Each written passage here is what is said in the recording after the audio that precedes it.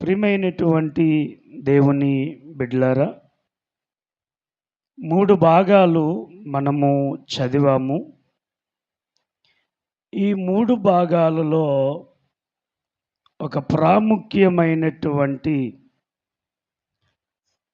విషయము కనబడుతూ ఉంది. ఏమిటి అంటే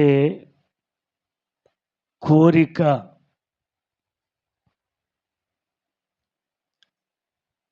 మనిషిలో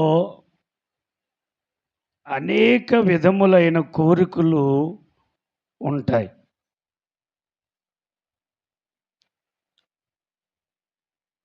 కోరిక లేని మానవుడు లోకములో ఎవరు ఉండరు. చాలా కోరికలు ఉంటాయి.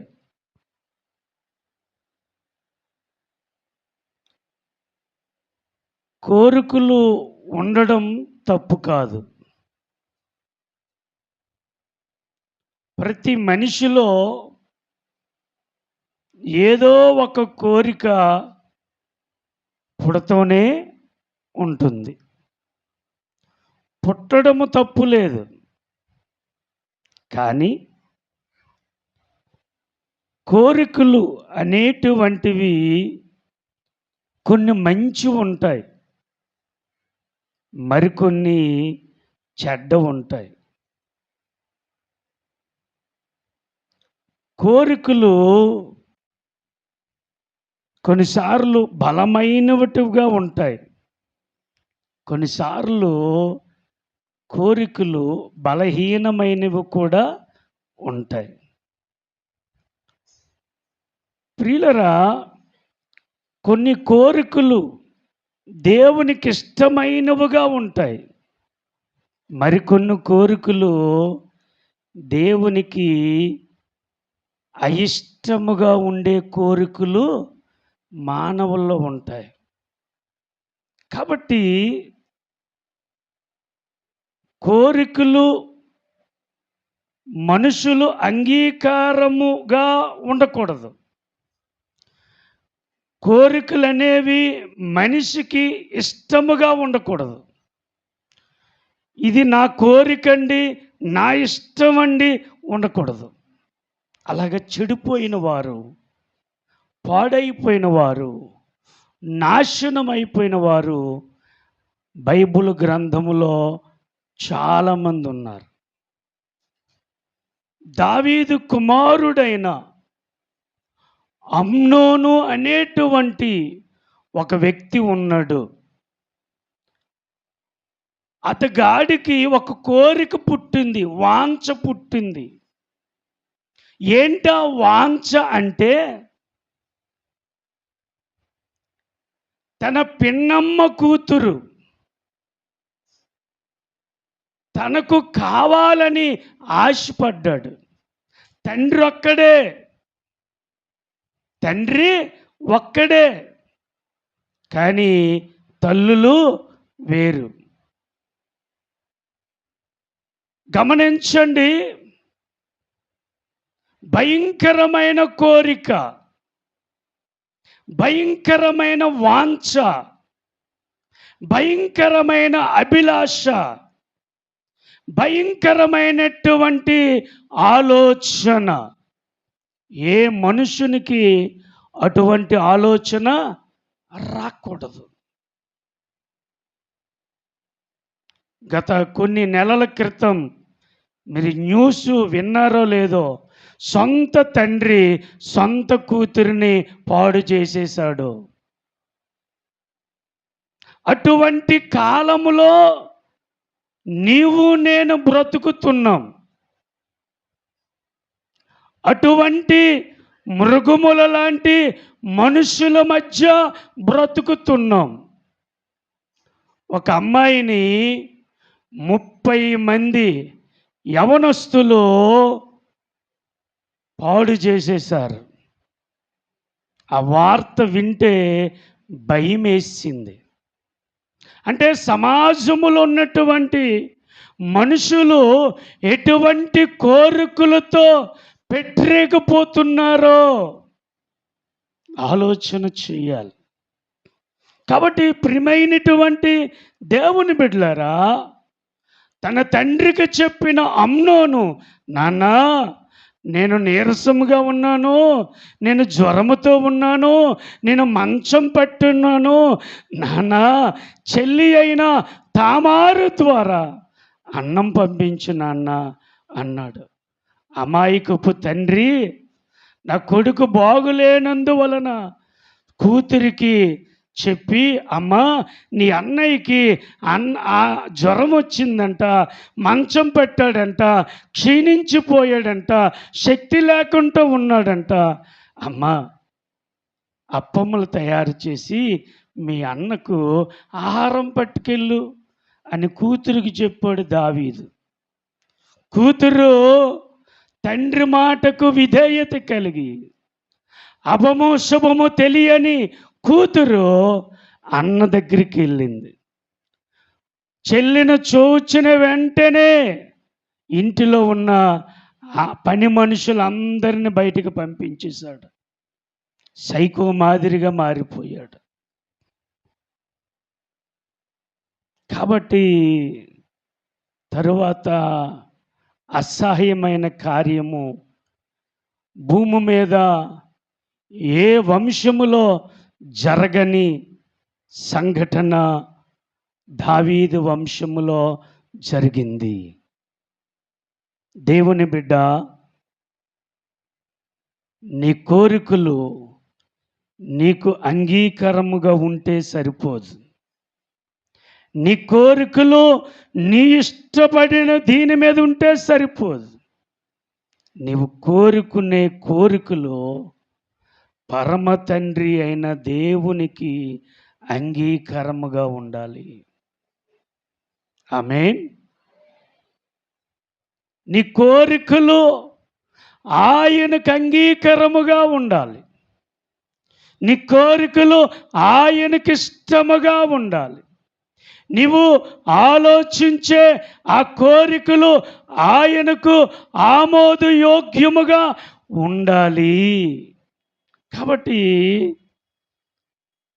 మన కోరికలు దేవునికి అంగీకారముగా ఉన్నాయో లేదో ఆలోచన చేయాలి. కొన్ని కోరికల వలన మనిషి జీవితము పతనము చేసుకునే పరిస్థితుల్లో, నష్టము కలిగించుకునే పరిస్థితులు ఉంటాయి. కాబట్టి మన కోరికలు ఆయనకు అంగీకారముగా ఉన్నాయా లేదా, ఆయనకు ఇష్టముగా ఉన్నాయా లేదా? ఆయనకి ఇష్టముగా ఉంటే ఆయన అన్నాడు 20వ సంకీర్తనలో, నీ కోరికను సిద్ధింపజేసి, బైబిల్ చూడండి, మీరు తీసరికి టైం అయిపోద్ది. మీ కోరికలను సిద్ధింపజేసి మీ ఆలోచనలు యావత్తును సఫలపరుతును అన్నాడు. ఆయనకి ఇష్టమైతే,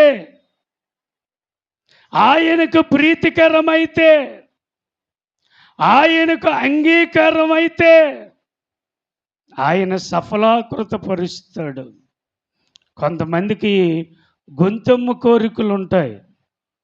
అలాంటి కోరికలు కాదు, వారి స్థాయికి మించిన కోరికలు ఉంటాయి. కోరికలు ఉండడము తప్పు కాదు, కానీ మనం ఏంటి, మన పరిస్థితి ఏంటి, మన యొక్క ఆలోచన విధానం ఏంటి ఆలోచించాలి. కాబట్టి ప్రియమైనటువంటి దేవుని బిడ్డలారా, ప్రియమైనటువంటి సంఘమా, ఈరోజు నీ కోరికలను బట్టి నీ జీవితము ఆధారపడి ఉంటుంది. నీ కోరికలు, నా కోరికలు, మన కోరికలు ఎలా ఉన్నాయో ఆలోచన చేయాలి. ఒక ఆయన అన్నాడంట, మంచం మీద పడుకున్నాడంట, ఒక కల కన్నాడంట, కోరిక పుట్టిందంట. ఏంటో కోరుకుంటే తెల్లవారి లేచేసరికి పెద్ద భవంతం కట్టియాలనుకున్నాడంట. కానీ తెల్లవారు అయిపోయింది, 12 గంటలు అయ్యింది, ఆయన కోరిక తీరలా. ఈరోజు మనుషుల యొక్క కోరికలు విపరీతముగా ఉన్నాయి. కాబట్టి మన కోరికలు ఎలా ఉన్నాయి? 2 విషయాలు చెప్పి నేను ముగిస్తాను. అబ్రహాము కోరిక, దావీదు గారి కోరిక ఎలా ఉన్నాయో చెప్పి నేను ముగిస్తాను. అబ్రహాము జీవిత చరిత్ర మనందరికీ తెలుసు.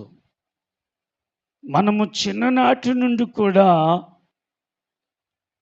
నేర్చుకుంటూ ఉన్నాం. ఎంత నేర్చుకున్నా అబ్రహాము గారిలో దేవుడు క్రొత్తదనాన్ని నేర్పిస్తాడు.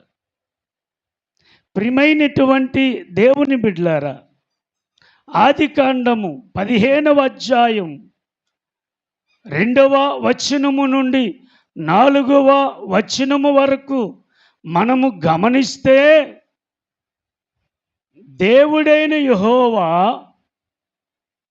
అబ్రహామును సందర్శిస్తూ ఉంటాడు. అబ్రహాము గారిని సందర్శించినప్పుడు అబ్రహాము యొక్క కోరికను దేవునికి చెప్తాడు. అయ్యా, ఊరనే గ్రామము నుండి నేను వట్టి చేతులతో వచ్చాను. మీ మాట మీద విశ్వాసం ఉంచి మీరు చూపించిన దేశానికి బయలుదేరాను. అయితే నేను మీ మాటను నమ్మి వచ్చాను. నాకు అన్నీ ఇచ్చావయ్యా. ఖాళీ చేతులతో వచ్చాను. కొన్ని గుడ్డ ముక్కలు పట్టుకొని వచ్చాను, చిన్న సంచి పట్టుకొని వచ్చాను. నా భార్యను, నా అన్న కొడుకును గాడిద మీద ఎక్కించుకొని ఈ ఎడారిలో నడిచొచ్చానయ్యా. అయితే మీరు నన్ను ఎన్నడూనూ విడిచిపెట్టలేదు. ఈ అనాథనైన నన్ను మీరు అనేక విధాలుగా ఆశీర్వాదించారు. ఎలాగ ఆశీర్వాదించారు తెలుసా? నేను నివసించలేనంత ఆస్తి మీరు నాకు ఇచ్చారు. నేను నివసించలేనంత ఆస్తి మీరు నాకు ఇచ్చారు. నమ్మకమైన పనివాడును ఇచ్చారు. అబ్రహాం పనివారు ఎవరో చెప్పండి? అబ్రహాము పనివాడు ఎలియాజరు. ఎవరు? ఎలియాజరు. ఎలియాజరు అంటే అర్థం ఏంటో తెలుసా? ఎలియాజరు అంటే అర్థం దేవ సహాయము. ఈ ఎలియాజరు ఎవరు? ఒక అన్యుడు. ఈ అన్యుడైన ఎలియాజరు అబ్రహాము ఇంటిలో పనివాడుగా ఉన్నాడు కనుక అబ్రహాము నడిచినట్లు నడిచాడు నమ్మకంగా. అప్పుడు అబ్రహాం అంటున్నాడు, అయ్యా, ఇంత ఆస్తి ఇచ్చో, ఇంత శాంతి ఇచ్చో, ఇంత సుఖమిచ్చో, ఎంత ఆనందాన్ని ఇచ్చో, కానయ్యా నేను నీవిచ్చిన ఈ ఆస్తల్లా నా పనివాడైన ఎలియాజరుకే కదా నాయనా. నాకు సంతానం లేదు కదా నాయనా.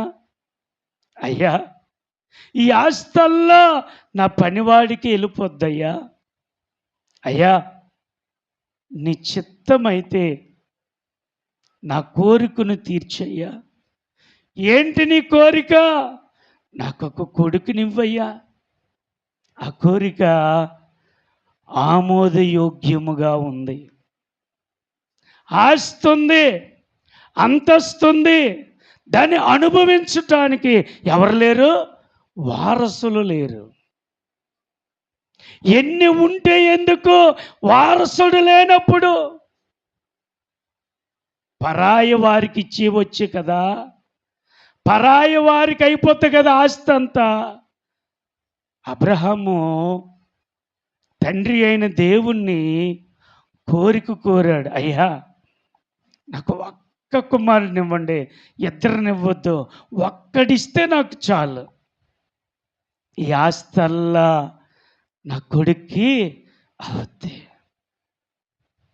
అబ్రహాము కోరిక వారసుడు కావాలని ఆశపడ్డాడు. ఆ కోరిక మంచిదా కాదా? ఆమోదయోగ్యమా కాదా? ఆ కోరిక శ్రేష్టమైనదా కాదా? చెప్పండి. కాబట్టి దేవుడు అబ్రహాము కోరికను తీర్చటానికి అంగీకరించాడు. ఏమన్నాడు తెలుసా? చదవండి ప్రియమైన దేవుని బిడ్డలారా.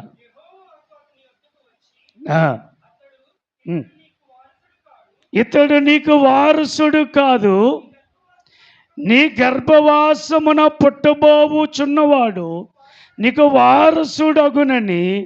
హల్లెలూయా, హల్లెలూయా.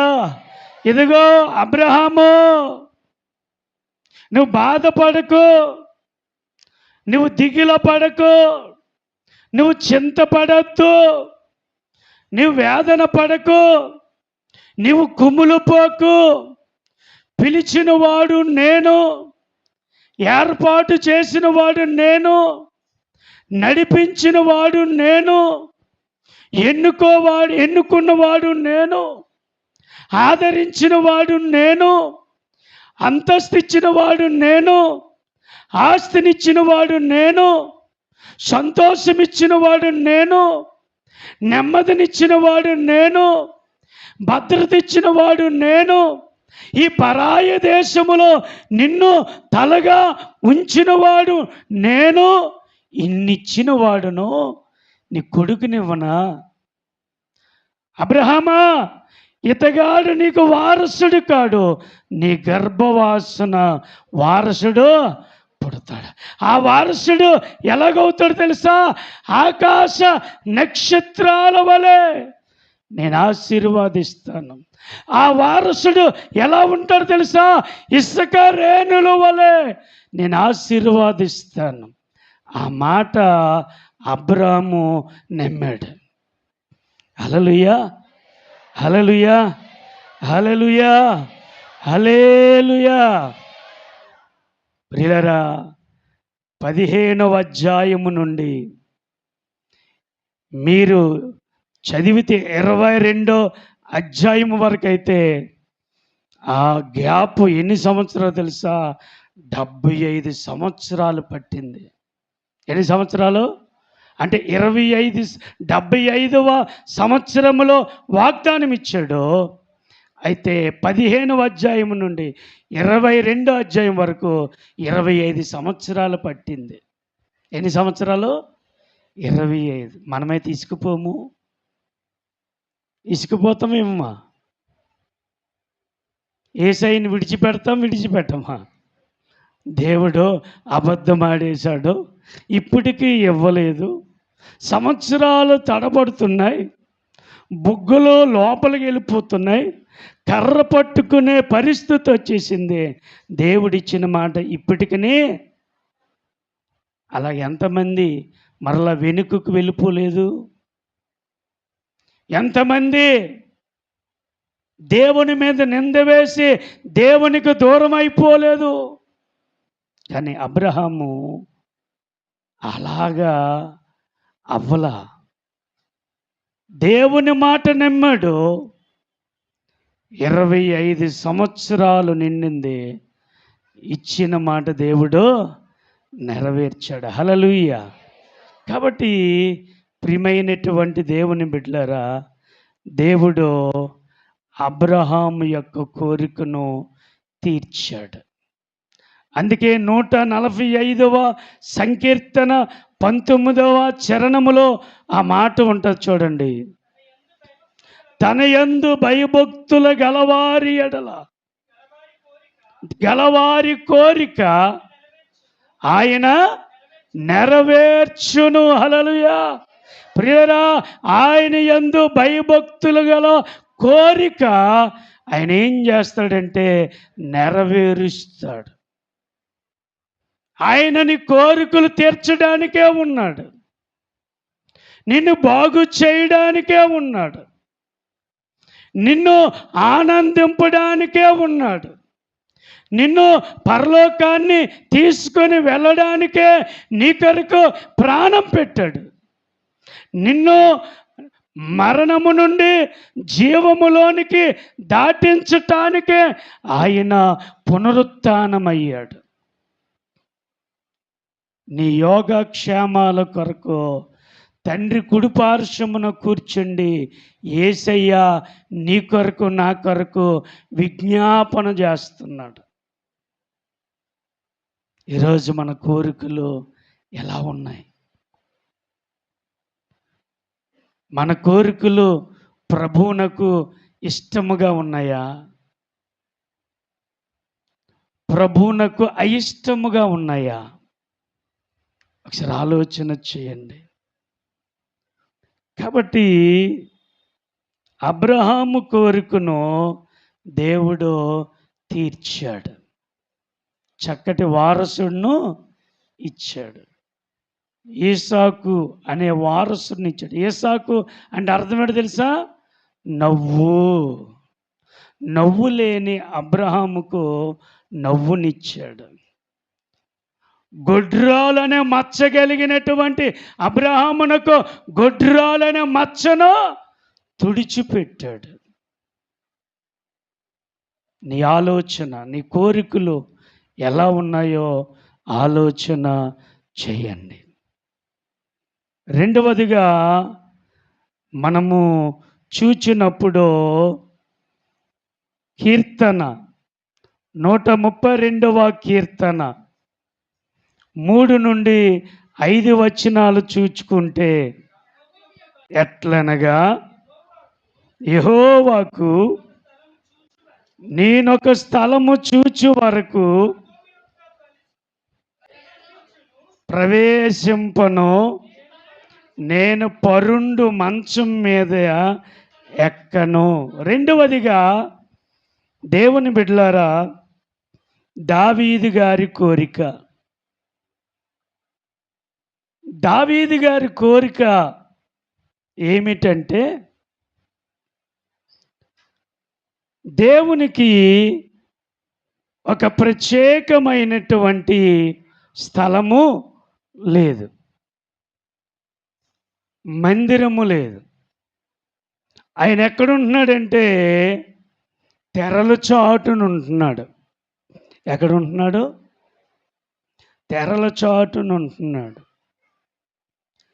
ప్రియులారా, దావీదు గారు రాజు అయిన తరువాత గొర్రెలు కాసుకున్నాడు. 12 గోత్రముల వారికి శిరస్సు అయిన తరువాత, సింహాసనం మీద కూర్చున్న తరువాత, రాజకిరీటాన్ని ధరింపజేసుకున్న తరువాత, ప్రజలను పరిపాలన చేసిన తరువాత, తన ఇల్లు దేవదారు మ్రానులతో చక్కగా కట్టుకున్న తరువాత దావీదు దానిలో పరవశిస్తూ ఉన్నాడు. కానీ దేవుడు ఒక మూల ఉన్నాడు, ఒక తెరల చాటున ఉన్నాడు. దావీదు మంచం మీద, పరుపు మీద తిన్నగా పడుకున్నాడు. ఒకసారి తన పరిస్థితిని రివిజన్ చేసుకున్నాడు. నేనేంటి, నా బ్రతుకేంటి, నేను ఎక్కడుండోను, ఎక్కడికి వచ్చాను, ఇప్పుడు ఎలా ఉన్నాను, ఇదంతా ఎవరిచ్చారు? నేను నమ్ముకున్న నా దేవుడే కదా. అయితే నేను ఇంత ఉన్నతమైన స్థానములో ఉన్నాను, అయితే నాకు అధికారం ఇచ్చిన దేవుడు నా కాళ్ళ దగ్గర ఉన్నాడు అని మంచం మీద నుండి లేచిపోయి మోకరించి చేతులెత్తి ఒక తీర్మానం చేసుకున్నాడు. ఏంటంటే, నేను నీ ఆలయము ఒక స్థలము చూచు వరకు, ఆ స్థలములో మీరు ఉన్నంత వరకు నేను నీ గుడారములో ప్రవేశింపను. అయ్యా, నేను చక్కగా మంచం తయారు చేసుకున్నాను, మంచి పరుపు వేసుకున్నాను, కానీ నీకు ఆలయము నిర్మించినంత వరకు పరుపు మీదకు నేను వెళ్ళను. నా కన్నులకు కునుక. ఎంత అద్భుతమైనటువంటి నిర్ణయం! ఈ రోజుల్లో మందిరము పాడైపోతే పట్టించుకున్నవాడు లేడు. ఈరోజు ఆలయములో పరిశుద్ధత లేకపోతే పట్టించుకున్నవాడు లేడు. ఈరోజు విశ్వాసులు మందిరానికి రాకపోతే అడిగిన వాడు లేడు. ఈరోజు మందిరము శిథిలమైపోతే నాకెందుకు అని ఆలోచించే క్రూరమైన దుర్మార్గులు ఉన్నారు. దేవుని బిడ్డ, దేవుడిని బ్రతుకును బాగుపరిచాడు. భయంకరమైన లేమిలో, కష్టములో, దుర్భరములో ఎందుకు చేతగాని దద్దమగా ఉన్న నన్ను ఐశ్వర్యమిస్తే కళ్ళు పైర్లు కమ్మి పొగరెక్కి నీ పాత బ్రతుకేంటో తెలియక జీవిస్తున్న వాళ్ళు ఈ రోజుల్లో ఎంతోమంది ఉన్నారు. దావీదు గారు దేవుని పట్ల, దేవుని మందిరం పట్ల, దేవుని సహవాసం పట్ల ఆయనకున్న అభిలాష, ఆయనకున్న కోరిక, ఆయనకున్న మందిరం పట్ల ఆరాటం ఎంత గొప్పదో ఆలోచన చేయండి. ఈరోజు నీ బతుకెలాగుంది? నీ హృదయం అనే మందిరములో యేసు ఉన్నాడా? నీ హృదయం అనే మందిరం శిథిలమైపోయింది. కపటముతో, అన్యాయముతో, అక్రమముతో, అబద్ధముతో, నీది కాని డబ్బుతో నిండిపోయింది. మోసం, పగ, ద్వేషము, అసూయ, ఎక్కడ మాట అక్కడ, అక్కడ మాట ఇక్కడ చెప్పుకొని ఎంతకాలం తిరుగుతావయ్యా? దగ్గర పడిపోయింది. జాగ్రత్త. ఈరోజు నీ ఆత్మీయ గురించి ఆలోచించు. నీ ఆత్మీయత గురించి ఒకసారి ఎప్పుడైనా ఆలోచించావా? దావీదు ఆలోచిస్తూ ఉన్నాడు. నా బతుకేటి? నేను సింహాసనం మీద ఉన్నాను, దేవదారు మ్రాణుల మీద అలంకరింపబడిన ఇంటి మీద ఉన్నాను, అయితే నా దేవుడు నా పాదాల కాడ ఉన్నాడు అని బాధపడిపోయాడు. లేచిపోయాడు మంచం మీద నుంచి, మోకరించాడు, చేతులెత్తాడు, తీర్మానం చేసుకున్నాడు. ఎప్పుడైనా మనం అలా చేసుకున్నామా? అటువంటి తీర్మానంలోనికి ఎప్పుడైనా నీవు వచ్చావా? ఎంతసేపు నీ గుడ్డ, నీ తిండి, నీ పిల్లలు, నీ ఇల్లే.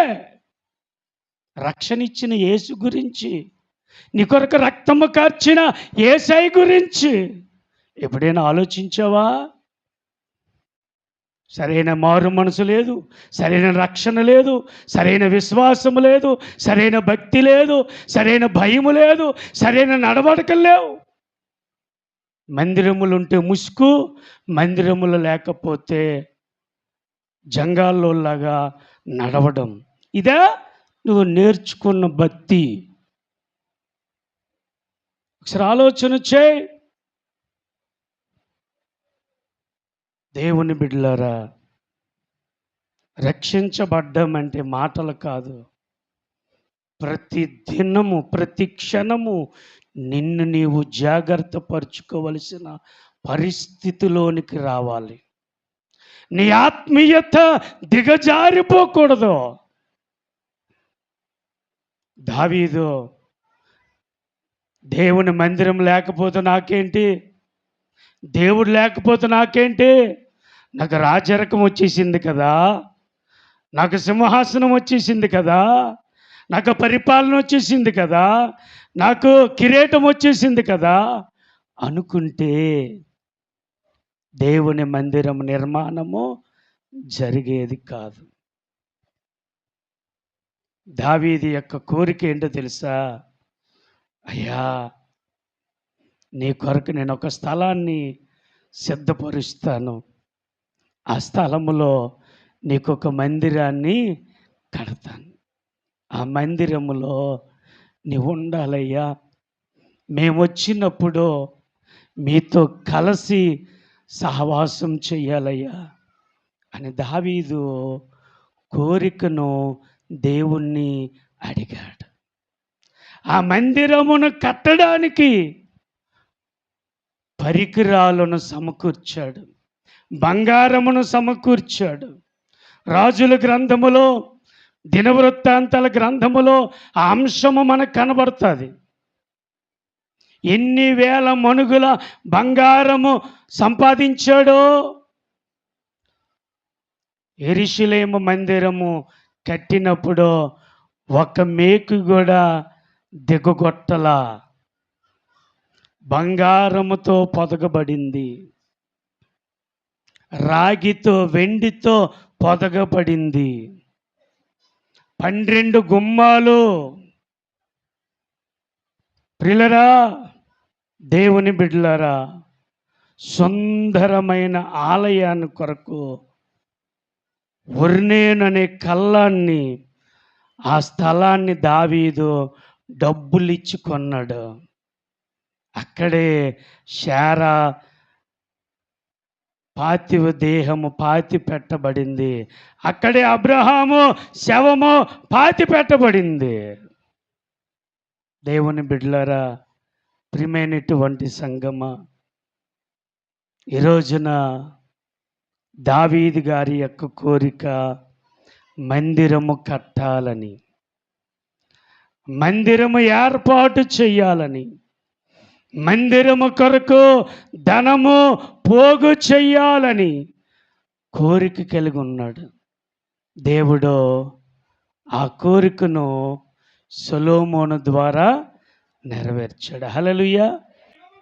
జీవము గల దేవుని దర్శించుటకు నా హృదయమును నా శరీరమును ఆనందముతో, చూశారండి, భక్తుడు దేవుని మందిరము దగ్గరికి వెళ్ళడానికి, దేవుని మందిరములో దేవునిని చూడడానికి అతడు ఎంతో ఆశపడుతున్నాడు.